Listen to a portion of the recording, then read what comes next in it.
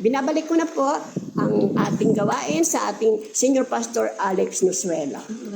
Yan, palapakan natin lahat ng mga nag-testimony. Talagang masarap makinig ng patotoo ng mga kamanggagawa natin. Sa gabi pong ito, muli tayo po ay nagkatipon sa platform ng Zoom para ganapin natin yung ating Sunset First Watch Prayer ng day 178 na po sa araw na to. At salamat at dito tayo tinipon sa Prayer of Faith Church at kung saan patuloy tayong pinalalago, patuloy tayong pinalalakas ang ating pananampalataya dahil nagagawa natin lagi mag-join, makapakinig ng preaching, bumabad lagi sa salita ng Diyos. At salamat din sa ating mga tigapanguna dahil sa kanilang kapahintulutan na magamit natin ang social media para may bahagi natin ang paghahayag ng salita ng Diyos.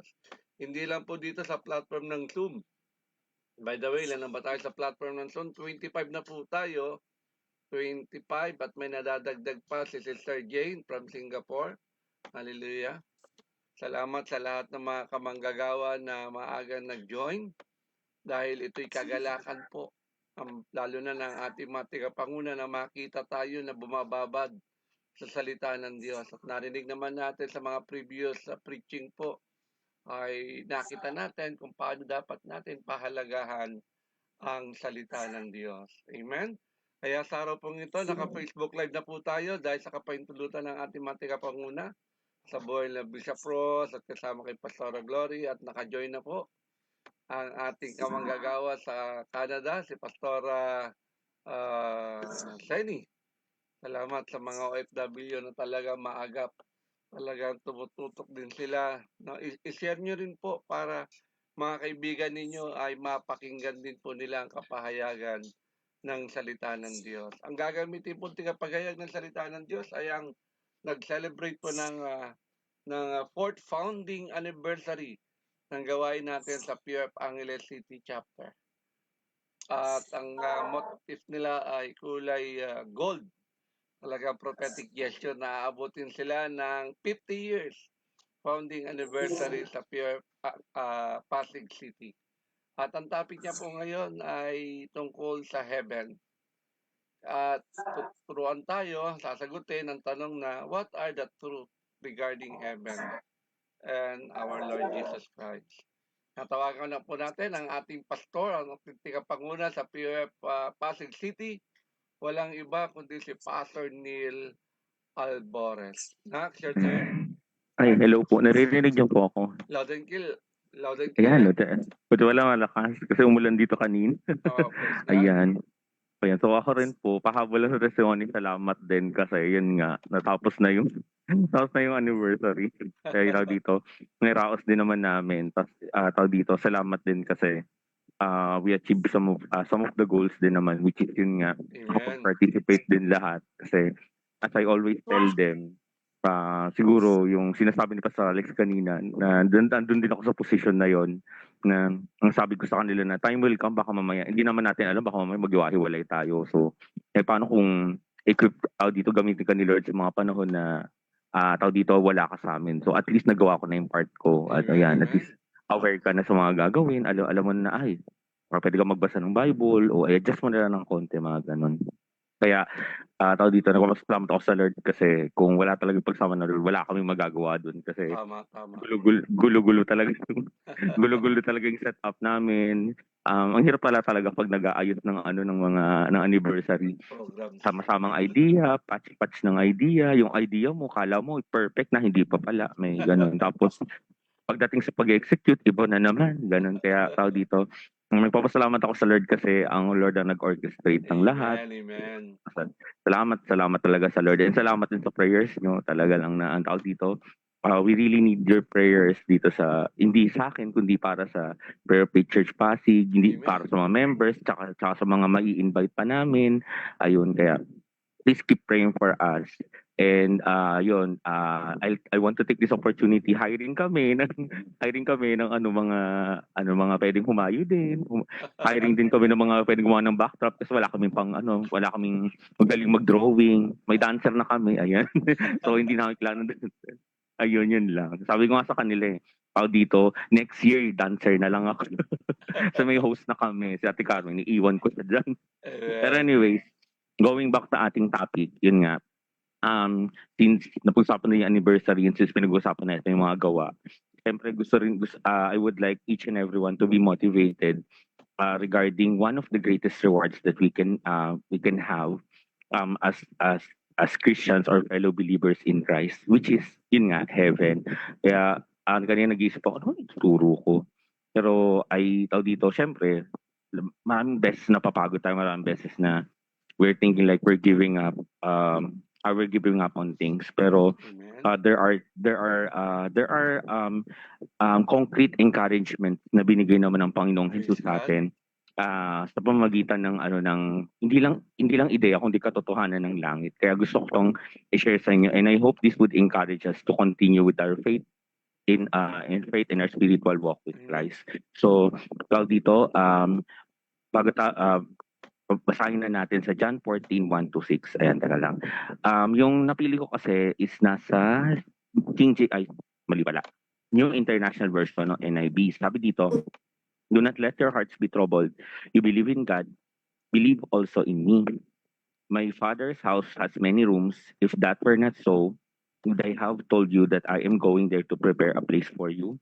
And if I go and prepare a place for you, I will come back and take you to be with me, that you also may be where I am. Verse 4, you know the way to the place where I'm going.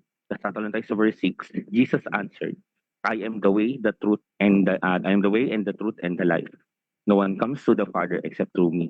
Yung nabasa natin natatagpuan sa John 14:1-4, and then 6. Tayong lahat ay manalangin. Lord, salamat sa pagkabasa ng iyong salita. Salamat, Lord, sa katotohanan na ang langit ay para sa amin, Lord. At ang katotohanan ng langit ay hindi matitibag ni naman. Ay ito ay malaking kagalakan at malaking kaginhawaan at encouragement sa bawat isa na nagpapatuloy sa pananampalataya. Kahit sa mga nagsisimula sa pananampalataya, Lord. Lord, alam ko, Lord, na ito ay ang langit ay hindi masisira at ang langit ay malaki para sa lahat, Lord. And Lord, maraming salamat, Lord, sa katotohanan na ang bawat isang nandito sa platform ng Zoom ng Prayer of Faith ay kasama na mapupunta sa langit, Lord, at ang lahat ay Amen. nakasulat ng pangalan sa Book of Life. Yes, Lord, sa aming pag-aaral ng iyong salita, samahan niyo kami, Lord. Holy Spirit, be with us, minister with us, give us spiritual eyes and ears as we listen to your word. In Jesus' mighty name we pray. Amen. Ayan. So, naalala ko to kasi tawag dito, nung pinreach ko to nung pinreach ko to noon sa tawag dito sa kanila, sa mga, alam ko kina Ate May ko na to pinreach kasi nga dahil bago sila, kailangan ko tong tawag dito, part to nung set nung lesson na kailangan kong i-share sa kanila. Kasi ang pinag-aaralan namin dito, ano mapapala mo kung maging Christian ka? Ano mapapala mo kung na-save ka na? So one of the things na makukuha mo is syempre yung entitlement mo to go to be in heaven. So ito yung isang text na pinili ko para pag-aralan namin. And ang tinanong ko sa kanila, sabi ko sa kanila, ang tinanong ko sila kung ano expectation niya kapag merong biglang nanghila sa inyo tapos sinabi sa inyo, tawag dito, tara sama ka sa akin. Tapos pag tinanong nila, saan mo dadalhin? Sabi ko, tapos ang sagot, halimbawa yung sagot ng tao, tara dadalhin kita kung saan walang problema at kahirapan. Tingnan ko sila, tingnan ko yung mga mata nila, yung itsura nila. Tawag dito, ano sa tingin nyo maging reaction nyo pag hinila kayo tapos gano'n ang tanong. Tapos, iba, mixed emotion. Parang, yung iba takot, yung iba concern. Parang, all in all, parang nung generalize ko yung sagot, parang puro negative yung sagot nila. Parang natatakot sila. They don't, tawag dito, meron tayong, parang doon ko talaga na-conclude na we always have the fear of the unknown. Pag di talaga natin masyadong alam yung mga bagay-bagay, we really have we have natural tendencies na hindi natin magkaroon tayo ng takot kapag di natin alam. Kaya, tao dito, yun nga yung gusto kong sabihin sa inyo. We have different expectations kapag ganun yung sitwasyon. Pero, but lo and behold, heaven is a place that exceeds our expectations. Tao dito, although ang langit ay totoo at ang langit ay ginawa na bago pa man nilikha ang tawag dito, ang mundo, ang universe at ang lahat, it still requires faith for us to believe that indeed heaven is real and heaven is actually for us. Kaya pananampalataya pa rin. Kaya nga, di ba? It is written na faith is the evidence of things not seen. Tawag dito, pag tinanong ka ni Lord, pag tinanong ka ng maraming tao, bakit paano mo nasasabi na totoo yung mga bagay na yan sa pinaniniwalaan? Masasabihin mo lang kasi naniniwala ka. Faith mismo yung evidence, wala nang iba. So, tawag dito, pero going back nga, dito sa text na pinag-aaralan natin, sa John 14, 1 to 4, tsaka sa 6, sinasabi dito na si Jesus ay, tawag dito, parang paalis na siya. Tawag dito, iiwan niya na yung mga disipulo niya. Ay, timing pala. Si Pastor Alex, gano'n din yung sinasabi niya sa mission team. Ako rin, parang gano'n din yung sentimiento ko sa mga kinati Pelin na baka maghiwa-hiwalay tayo. Kaya, I have to prepare you ahead of time. Amen. Tama. And the same goes with Jesus. Paalis na si Jesus. Tawag dito, malapit na siyang umalis. Mamamatay na siya. So, malapit na yung time na iiwan niya ng mga disciples. Siyempre, malungkot sa part niya kasi inaalagaan niya yung mga disipulo niya. So, may heart pa rin ang Lord. May emotion pa rin siya. Nakakaramdam pa rin siya. Pero at the same time, kailangan niya na sabihin ahead of time kahit na masakit. Kasi alam niya masasaktan yung mga disciples kasi close sila. Pero tawag dito, and one of the things na magandang i-highlight sa sinabi ni Jesus habang sinasabi niya na paalis na siya is ito, yung katotohanan tungkol sa heaven. Kinare niya yung tungkol sa heaven, yung binasa nga natin sa John 14, 1 to 4 and 6.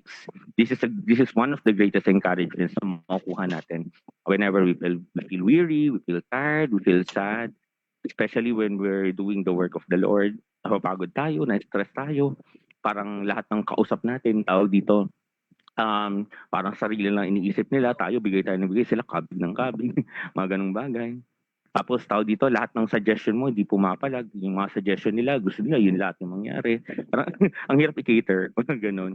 Tapos tawag dito, yung minsan, tawag dito, kinakapos ka ng pangailangan, may personal kang needs, tapos meron ka pang ibang gagawin. So, it's really tiresome, it's really weary. Isa mo pa yung mga balita, isa mo pa yung nakikita mo ngayon sa paligid, ay, wala ka na talagang asang maganda. Pero lo and behold, Jesus is very clear. We have heaven is actually for us. So yun yung pag-aaralan natin ngayon. What are the truths regarding heaven and Jesus?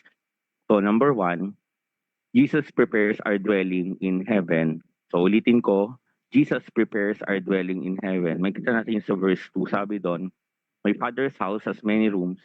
If that were not so, would I have told you that I am going to get there to prepare a place for you?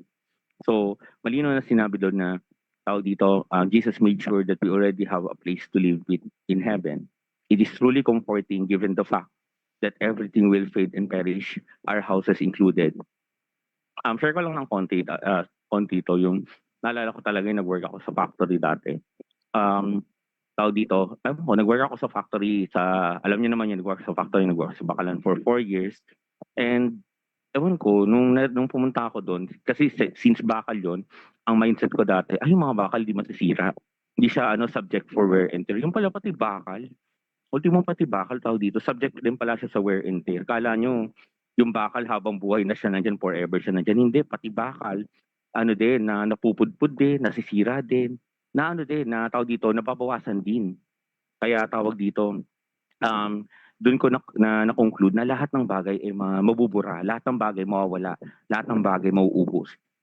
Pero tawag dito, kaya nga tawag dito, it's a good encouragement for all of us that Jesus tells us na pinaghahanda niya tayo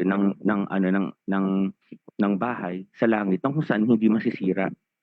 Makalimutan, hindi ko maalala yun. May kanta na yun, yung nakalimutan ko. Basta yung parang mayroon akong bahay na di masisira.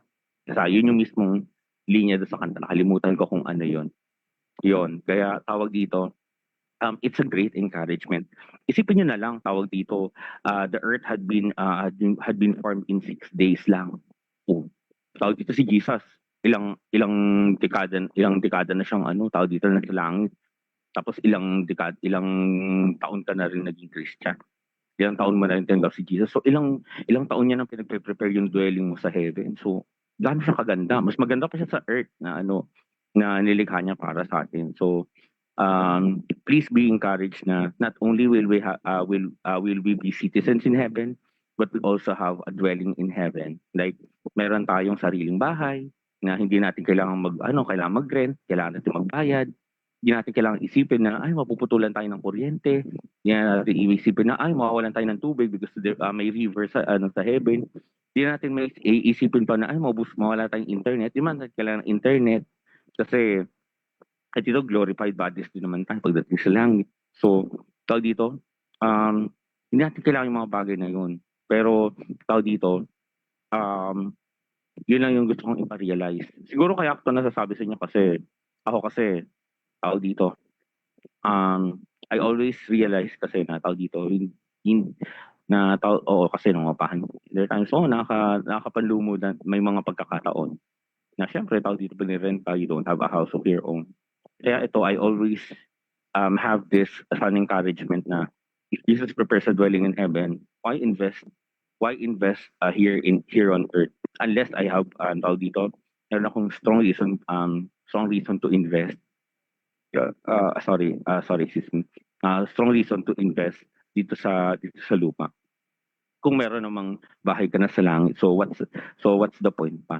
Pero hindi ko naman sinasabi na mali na mag-invest sa lupa ng bahay kasi it's actually good na meron pa ring bahay, pero kumbaga yun lang naman yung pananampalataya ko na tawag dito, why invest on earth if God already prepare a place, my place in heaven. So yun yung tawag dito, yun yung conviction ko. So sabi nga sa 1 Peter 1:4, and into an inheritance that can never perish, spoil, or fade. This inheritance is kept in heaven for you. So, ibig sabihin, mayroon pa tayong inheritance na makukuha sa langit. Yun nga, yung pinaprepare ng langit, ng Panginoong Jesus sa atin. Tawag dito, Jesus had something in preparation para sa atin sa langit. So, that's a good thing. Actually, pwede nyo namang i-up sa ibang tao yan eh. Na tawag dito, o kaya sa mga angels, pagandaan nyo si ganito ng gantong bahay. Pagandaan nyo si ganito ng gantong lumulutang na bahay. O pagandaan nyo si ganito ng ganitong apartment. Pero hindi, ang sinabi ng Panginoong Jesus, siya mismo ang maghahanda. So it's really personal. So we should be grateful and we should be forever grateful na God prepared something in advance for us kahit na hindi pa natin siya nakita. We may not own a house. We may not have a house we call our own.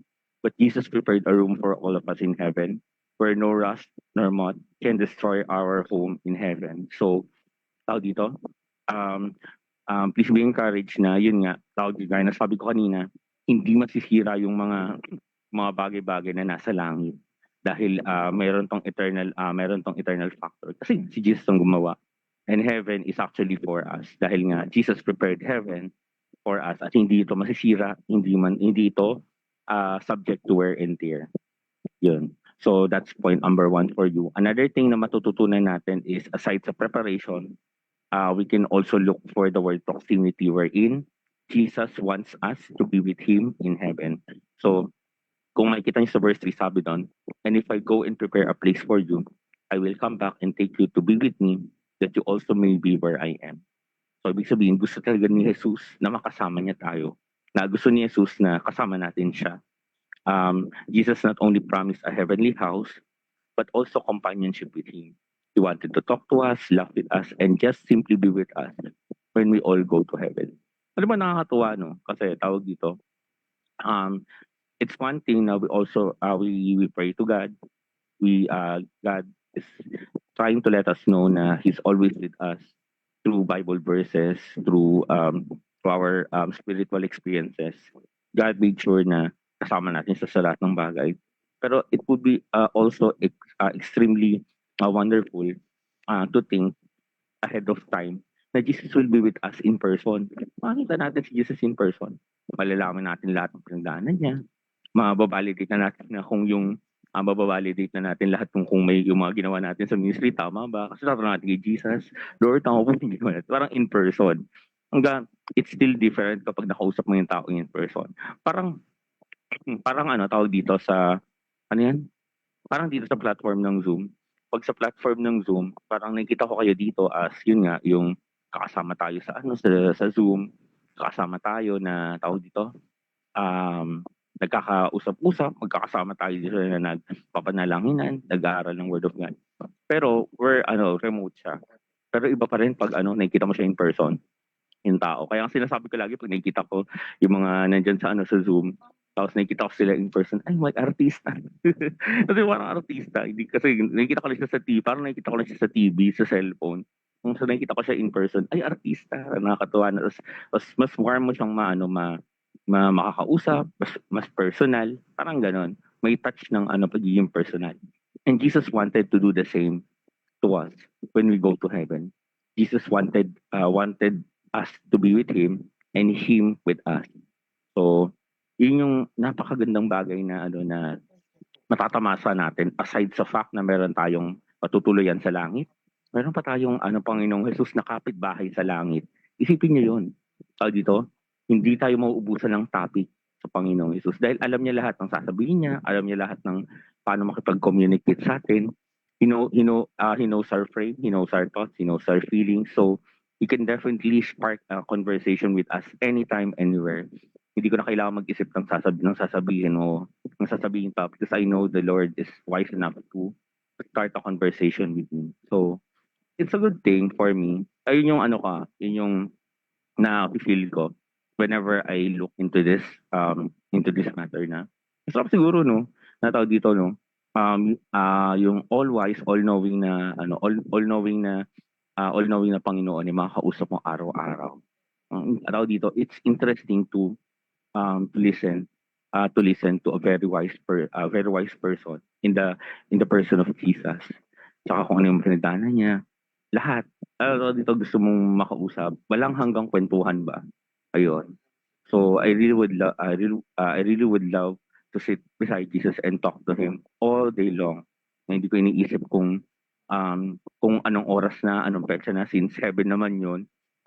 That's one way to spend eternity. Since di ko naman alam kung paano i-spend yung eternity once na nandun na ako. Siguro that's one way to start.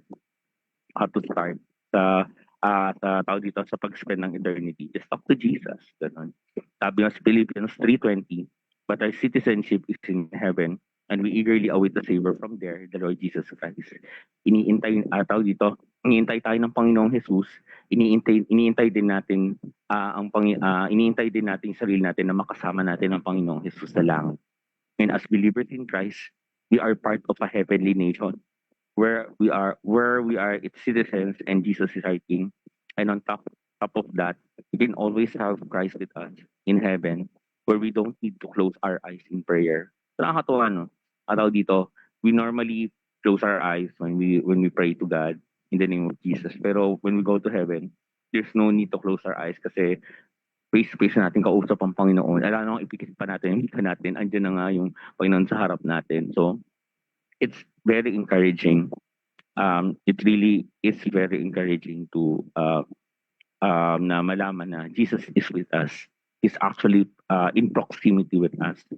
And lastly, yun nga, tawag dito, Jesus made sure we knew the way to heaven. So, kung maalala niya sa verse 4, sabi doon, you know the way to the place where I am going. And dinagdag niya nga doon sa verse 6, Jesus answered, I am the way and the truth and the life. No one comes to the Father except through me. So, tawag dito, Jesus wanted to reassure us that we know the way to heaven. And there's only one way to heaven, and that is Jesus Himself. Sinabi nga niya doon na, I am the way, the truth, and the life. No one comes after the Father, but by me, or but through me. Siya lang, wala nang iba. Tawag dito, yun rin yung pinadidiinan ko lagi sa mga Bible study na, tawag dito, kalimutan niyo na akong lahat. Huwag niyo lang kakalimutan yung mga tinuro ko sa inyo. Lalo na yung mga verses, yung mga importanteng verses, mga key verses, especially yan, John 14:6. Key verse yan. Kahit na yan na lang malaman mo, okay na mabubuhay ka na sa salitang yan. Kasi nga sinabi sa Bible, di ba?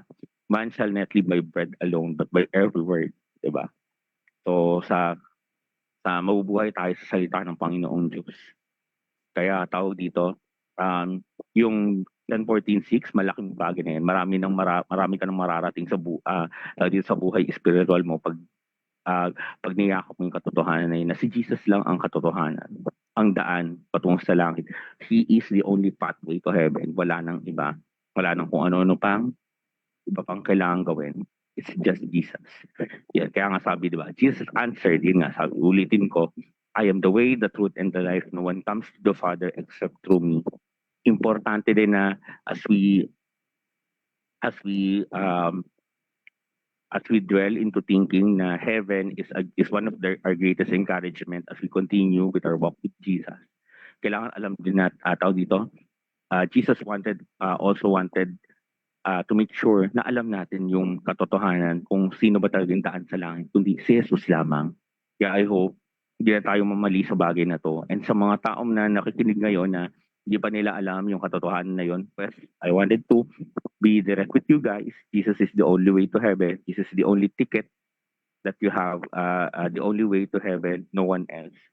Tao dito, walang sino mang sambin sa ilalim sa durungan ng langit, kundi sa pangalan lamang ng Panginoon. So, hindi ko alam yung exact na word. Sa Tagalog kasi magaling sa Tagalog. Ayun, tapos sabi niya nga sa Luke 23:42-43, then he said, Jesus, remember, ito pala, mali pala ako. Jesus is very explicit in this matter. Those whose names are written in the book of life, then enter heaven and be with Him in paradise. So dito, napakalinaw.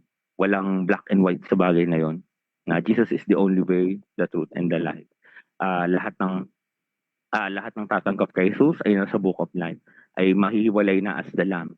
Yung mga hindi tatanggap sa kanya will be goats, matatapon sa dagat-dagatang apoy.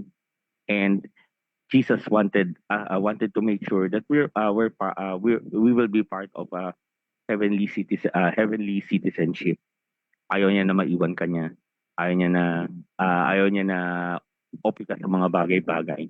Jesus wanted to make sure na alam mo kung saan ka tutungo at sa ano yung daan para sa dapat mong tungin, which is ang langit. At si Jesus ang daan sa langit. Tawag dito, last na siguro to, tawag dito, I want to end with this. Sinabi sa Luke 23:42-43. Then he said, Jesus, remember me when you come into your kingdom. Jesus answered him, truly, I tell you today, you will be with me in paradise. Ito yung sinabi ng dalawa, ni Jesus, tsaka yung nakapako na isa na tawag dito, alalahanin mo ako kapag pumasok ka na sa kaharian. Ayun, sinabi ni Jesus, sige, ngayon din sasama kita sa paraiso, which is ang langit. Ayan, magkasama sila. Magkasama sila sa langit. O, diba? Alam niya kung saan siya pupunta at alam niya na si Jesus ang kailangan niya para makunta siya sa langit. And sinama siya ni Jesus. Simpleng-simple. Simpleng-simple lang yung conversation at natapos agad sa ganun. Tinapos agad ni Jesus na ngayon din kasama na kita. Kaya gusto ni Jesus na alam natin kung ano yung daan sa langit. He is the only pathway. And again, yun nga, Jesus wants us to be with Him in heaven. We're talking about proximity here. And last and most especially, Jesus already prepared our dwelling in heaven. So Jesus already made the necessary preparations in heaven. We already have a dwelling place and all that. So yun lang naman. I hope this encourage every one of us as we continue with our spiritual walk with Jesus. Heaven is so real. Jesus already prepared something in advance for us in heaven. Jesus wants us to be there, and Jesus wanted to know and to make sure that we know the way to heaven, which is Christ Himself.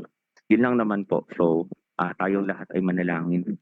Lord, salamat sa pagka-reveal ng iyong salita sa amin, Lord. Salamat, Lord, dahil sa kabila ng mga naranasan namin, sa mga hirap, sa mga sakit, kung ano pang bagay na maaari namin maranasan in the future, nananatiling totoo ang sinabi niya sa banal na salita, na ang langit ay totoo, Lord. Hindi yun matitinag dahil matagal niya sinabi sa inyong salita, na ang langit ay totoo at totoong pinaghandaan niyo na kami ng matitirahan at gusto niyo kami makasama. Gusto niyo masiguro na kasama talaga kami at alam namin ang daan sa langit, which is kayo lamang, Lord. My Lord, salamat, Lord, dahil alam namin na ang bawat isa nakikinig ngayon ay kasama ng citizens in heaven, Lord. At ang bawat isa, Lord, ay may makalangit ng citizenship. And Lord, sa mga sa mga hindi pa sure kung sino ang daan sa langit, Lord, i-reveal niyo sa kanila, Lord, kung sino ang daan sa langit, Lord. At Lord, alam ko, Lord, gagamitin yung platform ng Zoom upang sila ay makakilala sa inyo sa pangalan ni Jesus, sa pangalan ni Jesus. Lord, itong aming samat lang sa pangalan ni Jesus. Amen.